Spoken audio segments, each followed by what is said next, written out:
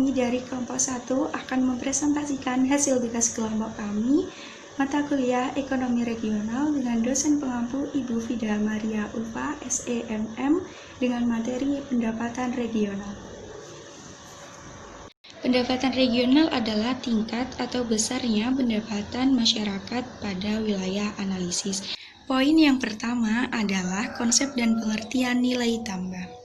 Dalam membicarakan pendapatan atau pertumbuhan regional, sangat perlu diketahui tentang konsep atau arti nilai tambah. Salah pengertian yang biasa terjadi apabila orang menganggap bahwa pendapatan regional adalah identik dengan nilai produksi yang dihasilkan di wilayah tersebut.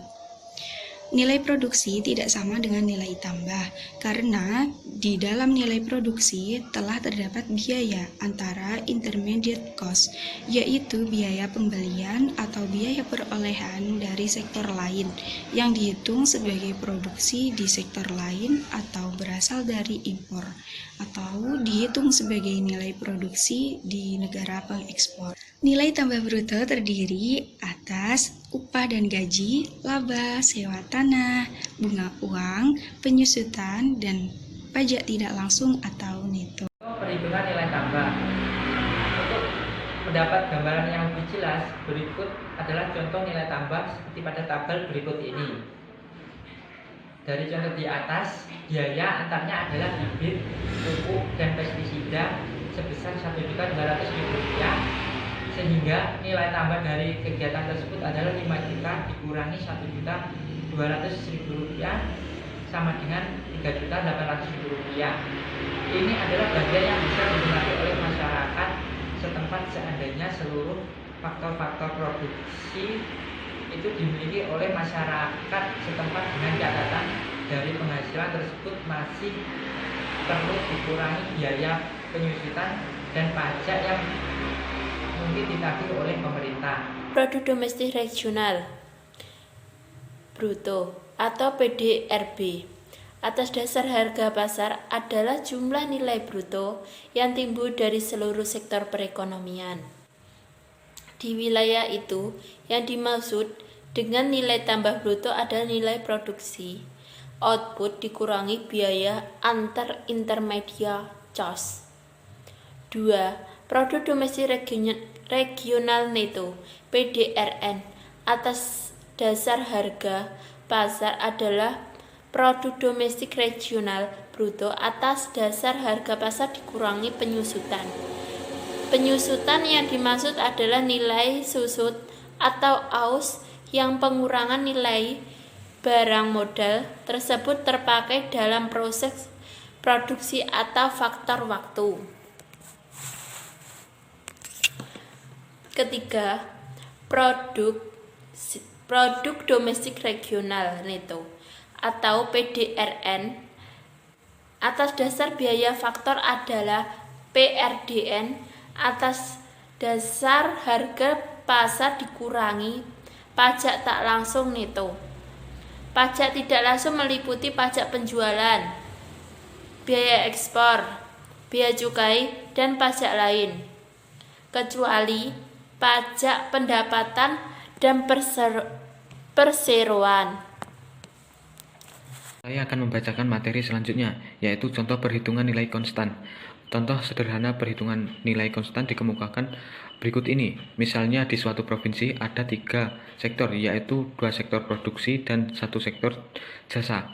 Nilai tambahan masing-masing sektor dalam kurun waktu berselang waktu 5 tahun dalam tabel berikut, yaitu kondisi tahun 1995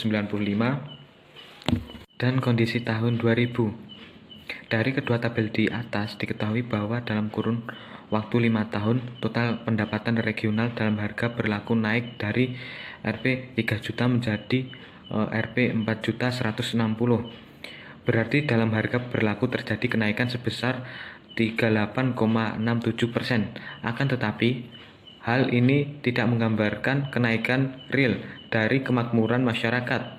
Kenaikan real kemakmuran masyarakat harus diukur dalam nilai konstan. Nilai produksi tahun 2000 dalam nilai konstan tahun 1995 adalah sebagai tabel berikut. Nilai produksi tahun 2000 dalam harga konstan 1995. Dalam harga konstan, maka besarnya kenaikan pendapatan regional dalam kurun waktu 5 tahun tersebut adalah 11,96%. Angka ini diperoleh dari total pendapatan tahun 2000 dengan menggunakan harga konstan 1995, yaitu sebesar 3.358.919. Materi selanjutnya yaitu metode perhitungan pendapatan regional. Metode ini dibagi menjadi dua tahap. Yang pertama yaitu metode langsung dan metode tidak langsung. Metode langsung adalah metode yang menggunakan data daerah atau data asli yang menggambarkan kondisi daerah dan digali dari daerah itu sendiri. Sedangkan metode tidak langsung adalah metode yang menggunakan data dari sumber nasional yang dialokasikan ke daerah masing-masing. Metode langsung dapat dilakukan dengan menggunakan 3 cara, yaitu pendekatan produksi, pendekatan pendapatan, dan pendekatan pengeluaran. Pendekatan produksi adalah perhitungan nilai tambah barang dan jasa yang diproduksi oleh suatu kegiatan atau sektor ekonomi dengan cara mengurangkan biaya total produksi bruto sektor atau subsektor tersebut. 2. Pendekatan pendapatan. Dalam pendekatan pendapatan, nilai tambah dari setiap kegiatan ekonomi diperkirakan dengan menjumlahkan semua balas jasa yang diterima faktor produksi, yaitu upah, gaji, surplus usaha, dan pajak tidak langsung itu. 3. Pendekatan pengeluaran. Pendekatan ini menjumlahkan nilai penggunaan akhir dari barang dan jasa yang diproduksi dalam negeri.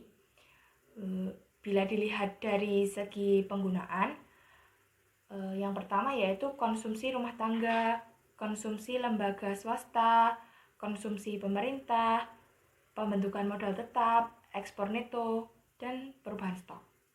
2. Metode tidak langsung. Metode tidak langsung adalah suatu cara mengalokasikan produksi domestik bruto wilayah yang lebih luas ke masing-masing bagian wilayah. Misal, mengalokasikan PDB Indonesia ke setiap provinsi menggunakan alokator tertentu. Alokator yang dapat digunakan yaitu 1. Nilai produksi bruto, 2. Jumlah produksi fisik, tenaga kerja, penduduk, dan alokator tidak langsung lainnya. Sekian materi yang bisa disampaikan pada video ini. Ada kurang lebihnya kami mohon maaf.